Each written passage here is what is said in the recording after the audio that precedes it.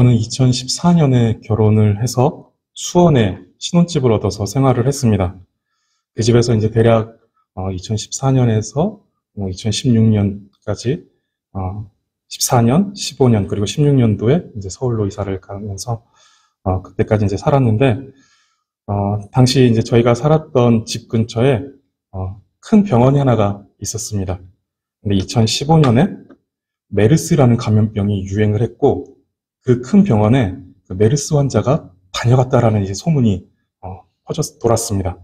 그리고 이제 실제로 나중에 그 병원에 메르스 환자가 지나갔고 이제 그 병원이 잘 대처했다라는 기사를 보았습니다.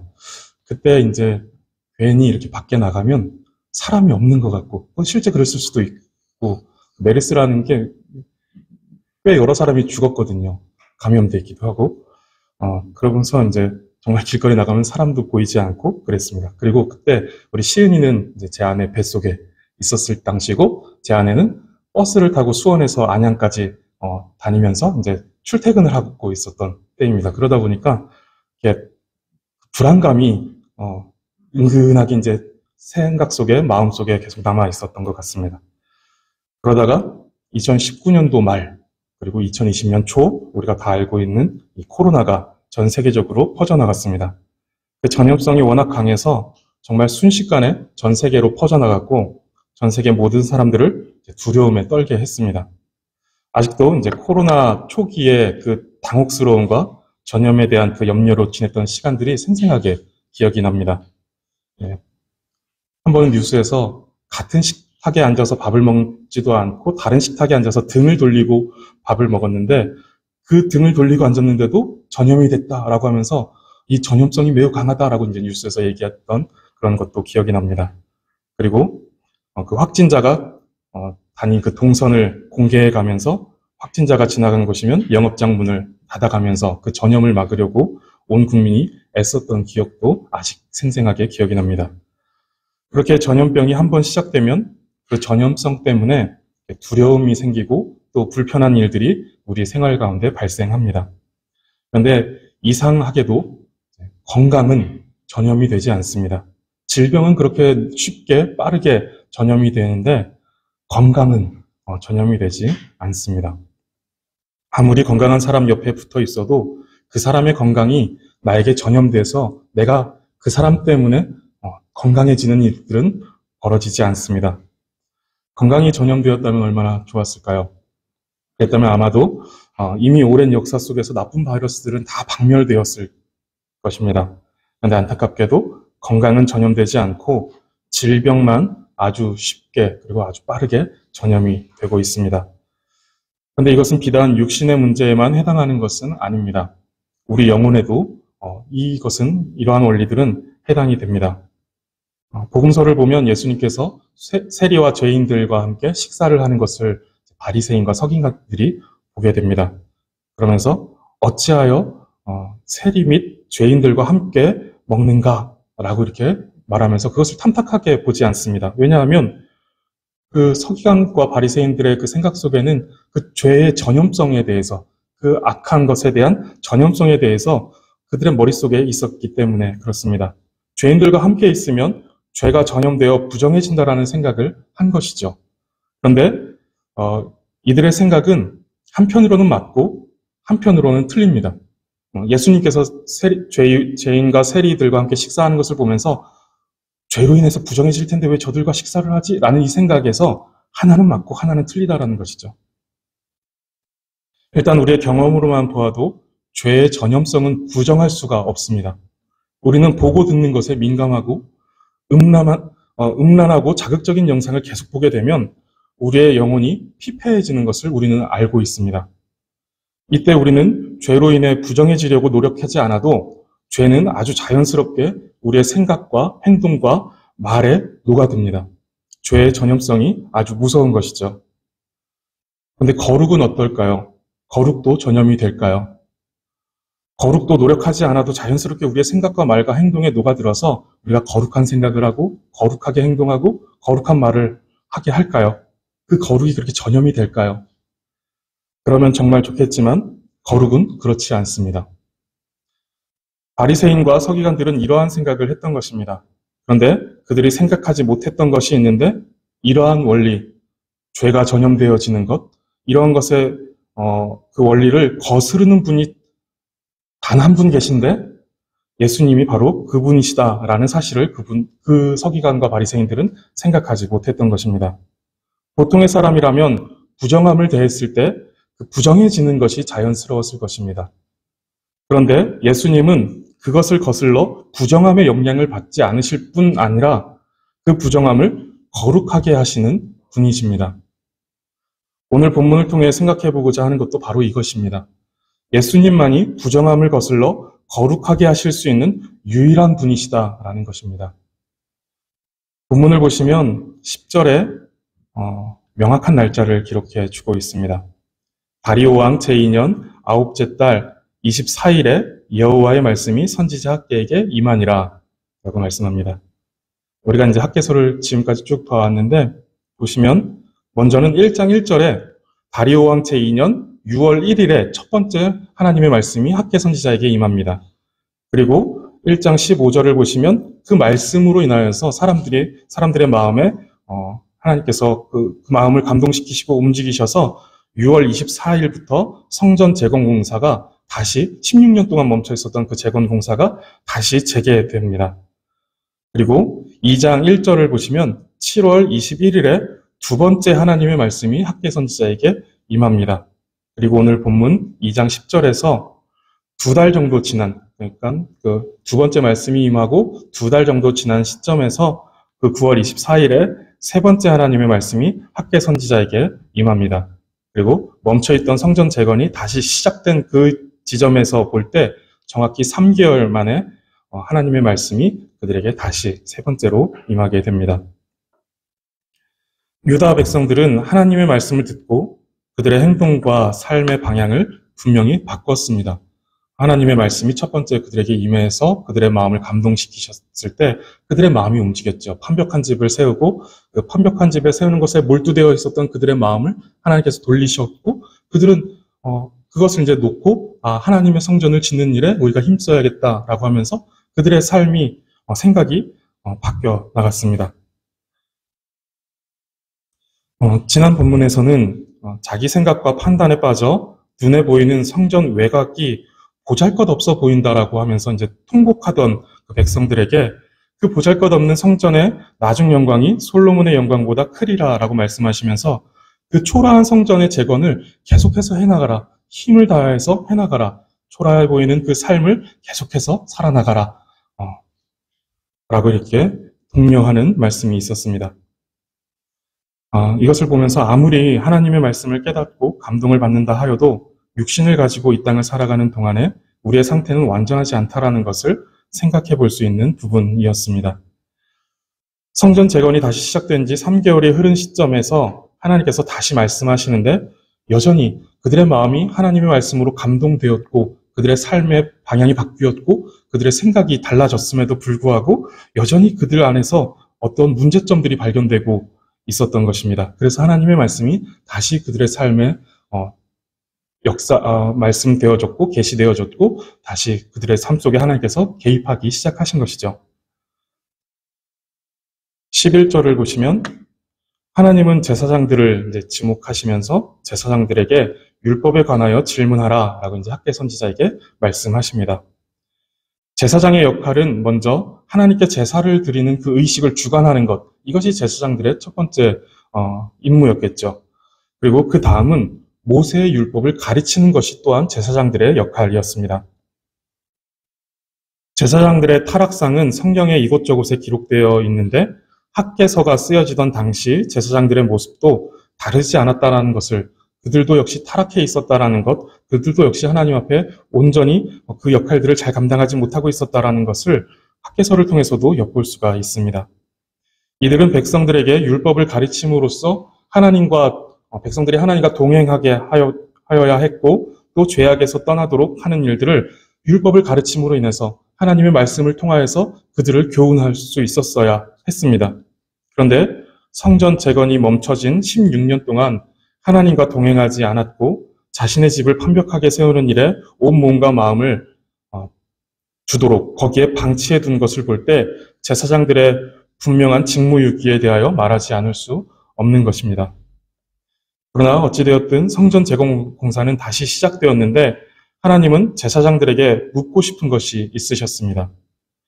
지금 제사장들이 무엇을 잘못하고 있는지, 그들로 인해 유다 백성들이 어떤 잘못에서 벗어나지 못하고 있는지를 지적하시려는 것입니다. 지금 성전이 다시 재건되어지고 있습니다. 그들은 하나님께 감동받은 그 시간들을 기억할 것이고 또 하나님의 말씀이 그들의 삶의 방향을 바꿨다라는 것을 알고 있었을 것입니다. 그런데 지금 하나님께서는 다시 제사장들에게 말씀하시면서 여전히 너희 안에 잘못되어 있는 생각들, 마음들, 삶이 있다라는 것을 지적하시는 것이죠. 두 가지 질문을 하게 하시는데 먼저는 12절에 사람이 옷자락에 거룩한 고기를 쌌는데 그 옷자락이 만일 떡에나 국에나 포도주에나 기름에나 다른 음식물에 닿았으면 그것이 성물이 되겠느냐 하라. 학계가 물음에 제사장들이 대답하여 이르되 아니니라 하는지라 라고 이렇게 말합니다. 여기서 이제 거룩한 고기라는 것은 제사 의식을 통해서 거룩한 것으로 여겨진, 거룩하게 구별되어진 그 고기를 말합니다. 제물을 말하는 것이죠. 이때 그 고기를 옷자락에 쌓았는데 그 옷자락이 다른 떡이나 국에나 포도주나 기름에나 다른 어떤 음식물에 닿았을 때 그 거룩한 고기를 쌓은 그 옷자락이 거기에 닿은 것으로 인하여서 그 음식물들이, 다른 음식물들이 또 역시 그 거룩함의 영향을 받아 거룩해지겠느냐라는 것을 묻고 있는 것입니다. 이에 대하여 제사장들은 율법에 근거하여 아니다라고 대답합니다. 그 고기 자체에 다른 것을 거룩하게 할 수 있는 힘이 없다라는 것을 이야기하는 것이죠. 예레미야 11장 15절을 보시면 우상을 섬기는 이스라엘 백성이 고난을 당해 돌이키려고 할 때 그것을 듣지 않으시겠다라고 말씀하시면서 하시는 말씀인데 보시면 나의 사랑하는 자가 많은 악한 음모를 꾸미더니 나의 집에서 무엇을 하려느냐 거룩한 제물 고기로 내 재난을 피할 수 있겠느냐 그때에 내가 기뻐하겠느냐 라고 이렇게 말씀하십니다. 그들이 자기를 위한 우상을 따르다가 고난이 닥치자 하나님께 나와서 거룩한 제물 고기를 하나님 앞에 드리는데 하나님께서 그것으로 재난을 피할 수 있겠느냐? 그것으로 너희 안에 그 기쁨이 생길 수 있겠느냐? 그 고난에서 벗어날 수 있겠느냐? 라는 것이죠. 단지 형식적으로 드려지는 그 제물로 인하여서 기계적으로 부정한 그들의 삶이 거룩하여질 수 있겠느냐라는 것입니다. 거룩이라는 것이 그렇게 버튼을 누르면 그 거룩에 닿을 수 있는 것이 아니다라는 것이죠. 너희가 그렇게 너희 마음대로 우상을 섬기고 우상을 따르다가 너희에게 아쉬운 것이 생겨서 하나님 앞에 나와서 거룩한 제물을 하나님 앞에 드린다라고 너희가 그 재난을 피할 수 있겠느냐? 너희가 그것을 피하여서 그 고난을 넘어서서 기뻐할 수 있겠느냐라고 하는 것인데 그렇지 않다라는 것이죠. 우리도 버튼 누르듯이 예배드리고 버튼 누르듯이 봉사하고 있지 않은지 우리는 말씀을 통해서 우리의 삶을 점검해 봐야 합니다. 뒤에서 계속 나누겠지만 거룩은 이렇게 버튼 누르듯이 예배드리면 거룩해지고 봉사하면 내가 거룩해지고 하는 것이 아니라 우리를 위해 십자가에 죽으신 그리스도와의 그 인격적인 관계 안에서만 우리에게 주어지는 것이 거룩입니다. 우리가 백날 나와서 예배드리고 백날 열심을 다해서 눈물을 흘리며 땀 흘리며 하나님 앞에 예배한다라고 해서 그 예배하는 행위로 인하여서 그 예배가 가지고 있는 그 특징으로 인하여서 예배로 인하여서 우리가 거룩해질 수는 없다라는 것입니다. 오직 우리를 위해 십자가에 죽으신 예수 그리스도와의 인격적인 관계가 없는 속에서는 우리는 하나님 앞에 거룩해질 수 없다라는 것을 말해주고 있는 것이죠. 이것을 분명히 기억하고 반복해서 생각할 필요가 있습니다. 이것은 너무 중요한데 우리가 날마다 잊어버리는 부분입니다. 예배드리면 거룩해질 것 같고 예배드리면 난 거룩한 백성으로서 그 삶이, 그 신분이 유지될 수 있을 것이다 라는 막연한 착각을 우리는 하면서 살아가는데 결코 그렇지 않다라는 것이죠. 그리고 이어지는 두 번째 질문은 13절입니다. 학계가 이르되 시체를 만져서 부정하여진 자가 만일 그것들 가운데 하나를 만지면 그것이 부정하겠느냐라고 하니 제사장들이 대답하여 이르되 부정하리라 하더라. 앞절에서는 거룩함의 전염성에 대한 질문이었고 13절은 그 부정함의 전염성에 대한 질문을 합니다. 율법에 의하면 시체는 죽음 그리고 사망과 관련되기 때문에 시체를 만진 자는 부정한 자로 분류되었습니다.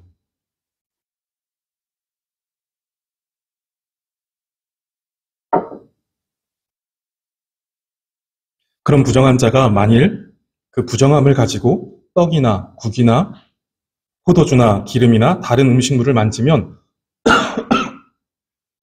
그것들이 부정하여지겠느냐? 부정함이 그 시체를 만진 사람에게서 그 다른 것들에게로 전염이 되겠느냐라고 묻는 것이죠. 이때 제사장들은 부정하리라 라고 대답합니다. 역시 그 모세의 율법에 근거하여서 대답하고 있는 것이죠. 부정함이 그 부정한 자를 통해 전염된다라고 이제 율법에 근거하여 제사장들이 대답하고 있습니다. 이제 율법에 대한 제사장들의 대답을 들은 하나님께서는 질문하신 목적을 학계 선지자를 통해서 드러내십니다. 그것이 14절인데 이에 학계가 대답하여 이르되 여호와의 말씀에 내 앞에서 이 백성이 그러하고 이 나라가 그러하고 그들의 손의 모든 일도 그러하고 그들이 거기에서 드리는 것도 부정하니라 라고 말씀하십니다. 그들이 성전 재건이라는 거룩한 사명을 감당하고 있고 거룩한 절기와 제사 의식을 하나님께 드리지만 그것으로는 그들이 거룩해지지 않고 도리어 그들의 부정함으로 하나님께 드리는 제물과 그들이 하는 모든 일들이 부정하여진다라고 말씀하십니다.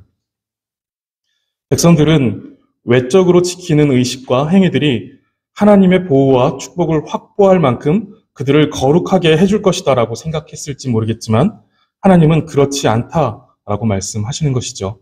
너희가 지금 거룩한 하나님의 성전을 쌓는 일, 이 거룩한 행위들을 하고 있고 너희가 절기를 지키고 내 앞에 나와 제사를 드리고 있지만 그러한 것들로 거룩해질 수 없고 오히려 너희 속에서 변화되지 않는 하나님 앞에 참으로 회개하지 않는 그런 마음으로 나와 성전을 짓고 제사를 하고 절기를 지키는 그것으로 인하여서 너희가 하는 모든 일들이 오히려 부정해지고 있다라고 말씀하시는 것입니다.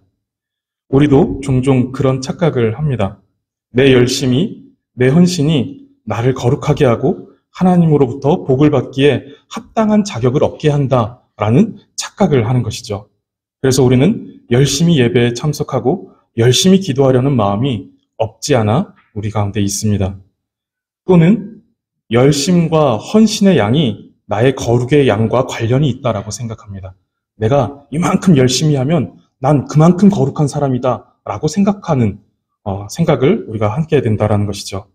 그런데 성경은 이러한 우리의 생각을 지지해주고 있지 않습니다. 우리가 이만큼 열심히 한다고 우리가 하나님 앞에 이만큼 거룩한 자로 설 수 있다라고 성경은 절대로 말하지 않고 있다는 것이죠.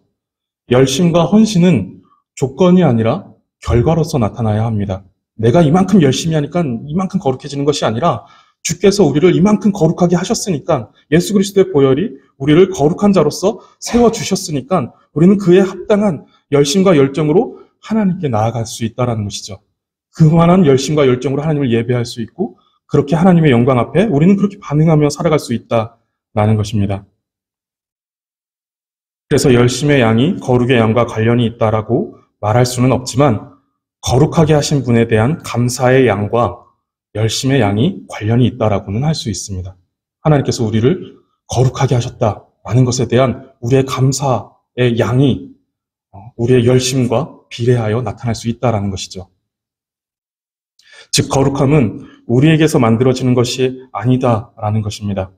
아무리 예배를 많이 드리고 열정적으로 예배를 드린다라고 하여도 그것으로 우리는 거룩해지지 않습니다. 오히려 하나님은 그러한 예배를 부정하다라고 말씀하십니다. 이것에 대해서는 이사야서 1장에서 말씀하고 있죠. 그들이 하나님 앞에 아주 성실하게 예배하고 절기를 지키고 하면서 하나님 앞에 나아가지만 너희가 드리는 그 제물이 가증스럽게 여겨진다라고 하시는 부분이 이사야서 1장에 나오죠. 예배는 거룩해지기 위한 수단이 아니라 거룩한 자가 사용하는 수단입니다. 30년 전에 개봉되었던 유명한 영화인데 투캅스라는 영화가 있습니다. 워낙에 흥행을 했고 명절마다 많이 틀어줬기 때문에 많이들 보셨을 것이다 라고 생각됩니다. 그 영화에 보시면 안성기라는 배우가 나오는데 그 안성기라는 배우가 맡았던 배역은 형사였습니다. 근데 그 형사는 수단과 방법을 가리지 않고 돈을 긁어모으는 악덕 형사였습니다. 그런데 그 영화 중에 그 악덕 형사가 예배에 나가서 진지하게 예배드리는 장면이 이제 나옵니다. 예배를 마치고 집에 돌아와 아내와 대화를 나누는데 하나님 앞에서 회개했더니 속이 다 후련하다라고 말하는 장면이 나옵니다. 그리고 그는 계속해서 평소와 같이 열심히 돈을 긁어모으고 그것을 하나님의 축복으로 알고 살아가는 모습이 그 영화에서 그려지고 있습니다. 이 영화 감독이 그리스도인인지는 모르겠지만 그 영화 감독 눈에는 우리 그리스도인들의 모습이 그렇게 비춰지고 있었던 것이죠. 그리고 그것이 전혀 틀렸다라고 말할 수 없는 것이 사실입니다. 이사야 29장 13절을 보시면 주께서 이르시되 이 백성이 입으로는 나를 가까이하며 입술로는 나를 공경하나 그들의 마음은 내게서 멀리 떠났나니 그들이 나를 경외함은 사람의 계명으로 가르침을 받았을 뿐이라 라고 말씀합니다. 히스기야 왕이 통치하던 시절인데 그때 남유다는 히스기야 왕의 그 주도하에 예루살렘을 중심으로 대대적인 종교 정화 작업이 진행되었습니다. 종교 개혁이 일어났던 것이죠. 이교도의 관행들과 우상들을 철저하게 척결하였고 모세의 율법을 따라서 바르게 하나님께 제사하는 것들이 이제 다시금 그들 안에서 부활하였습니다. 이렇게 종교 정화 작업이 진행됨으로 보여지는 많은 변화가 있었지만 그것은 이제 일방적으로 명령되어 나타난 외적인 변화였지 백성들의 마음까지 변화시키는 개혁이 못 되었던 것입니다. 유다 백성들의 외적인 모습은 거룩함의 모양을 갖추었는지 모르겠지만 그래서 입으로는 하나님을 가까이 하고 입술로는 하나님을 공경하고 있었을지는 모르겠지만 그들의 마음은 하나님에게서 떠나 있었던 것입니다. 하나님을 향한 그들의 경외심은 마음으로부터 우러나온 진실된 어떤 경외심이 아니라 학습되고 강요된 경외심이었던 것이죠. 입으로 하나님을 가까이 하고 입술로는 하나님을 공경합니다. 그것으로 그들은 거룩한 하나님의 백성으로서의 어떤 자격을 얻고 나는 거룩한 하나님의 백성이다 라고 또 그리고 그 신분을 유지할 것이다 라고 생각했습니다. 그러나 그렇게 되지 않은 것입니다. 이러한 모습이 우리에게서도 얼마든지 발견됩니다. 우리의 열심과 우리의 헌신으로 신앙을 확인하고 난 잘하고 있어 라고 위안을 삼기도 하고 반대로 우리의 부족한 열심과 헌신을 보면서 이래도 괜찮을까? 라고 생각하면서 불안해하기도 합니다. 우리의 신앙을 확인하고 점검하는 그 기준이 우리의 생각, 우리의 부족한 열심, 우리의 헌신 이것으로서 이제 잘하고 있다. 이래도 되나? 라는 이 기준이 되어버리고 있다라는 것입니다. 그래서 우리가 평생 꼭 기억하고 잊지 말아야 하고 반복해서 우리 속에 하나님의 말씀으로 인해서 우리의 삶을 점검해야 되는 우리의 생각과 마음을 점검해야 되는 것 가운데 하나가 우리를 거룩하게 하고 우리를 하나님의 백성 되게 하며 그 신분을 거룩한 하나님의 백성이라는 그 성도라는 신분을 유지시켜주는 것은 오직 예수 그리스도의 십자가와 보혈뿐이다라는 것입니다. 이것을 우리는 꼭 반드시 기억해야 합니다. 우리가 하나님의 말씀을 들어야 하는 가장 큰 이유도 이것을 확인하는 데 있습니다. 예수 그리스도로 우리가 거룩하게 되어진다라는 것입니다. 우리는 그런데 이것을 매일매일 잊어버립니다. 너무 쉽게 이것을 잊어버리고 우리는 다시 우리의 열심과 또 우리의 수고, 우리의 헌신에 기대려고 합니다. 그래서 신앙이 처절해집니다. 늘 버겁고 무거운 짐으로 여겨집니다. 그러나 우리의 신앙은 그렇지 않습니다. 우리의 신앙이 그렇게 처절하게 우리의 수고와 우리의 땀을 마치 노예가, 짐승이 그렇게 처절하게 땀 흘리고 해야 자신들의 어떤 신분을 유지하고 자신들의 어떤 삶을 유지할 수 있는 것처럼 그렇게 되어지는 것이 아니다라는 것이죠. 예수님은 마태복음 11장 28절에서 수고하고 무거운 짐진 자들아 다 내게로 오라 내가 너희를 쉬게 하리라 라고 말씀하십니다. 신앙이 버겁고 무거운 짐이 아니다라는 것이죠. 우리는 죄악의 짐을 주님께 내려놓고 우리의 죄짐을 대신 지신 그리스도께로 나아가야 합니다. 우리가 가진 것들로 하나님께 나아가려고 하면 우리는 절대로 거룩함에 이를 수가 없습니다. 우리는 오히려 점점 무거워지는 죄짐에 짓눌려 질식해버릴 것이고 우리는 거기에서 더 처절하고 더 처절한 삶을 살아가야 한다라는 생각을 하게 될 것입니다. 성도님들, 우리의 예배는 어떻습니까? 처절한 열심과 수고로 하나님께 나아가고자 하고 계시지는 않으십니까? 이것은 보기에는 하나님을 경외하고 사랑하는 것처럼 보일지 모르겠습니다. 그런데 그 처절한 열심, 처절한 어떤 헌신은 반드시 지칩니다. 나가 떨어집니다. 그것이 보기에는 하나님을 경외하는 것처럼 보이고 사랑하는 것처럼 보일 수도 있고 또는 그것이 거룩해 보일 수도 있습니다. 그런데 그것은 결코 거룩한 것도 하나님을 경외하고 사랑하는 것도 아닙니다. 자기 열심, 자기 헌신을 통해서 자기 만족을 얻고자 쫓고 있는 처절한 몸부림일 뿐이죠. 그러한 몸부림에 우리의 죄악됨과 부정함, 어리석음은 커져갈 뿐입니다.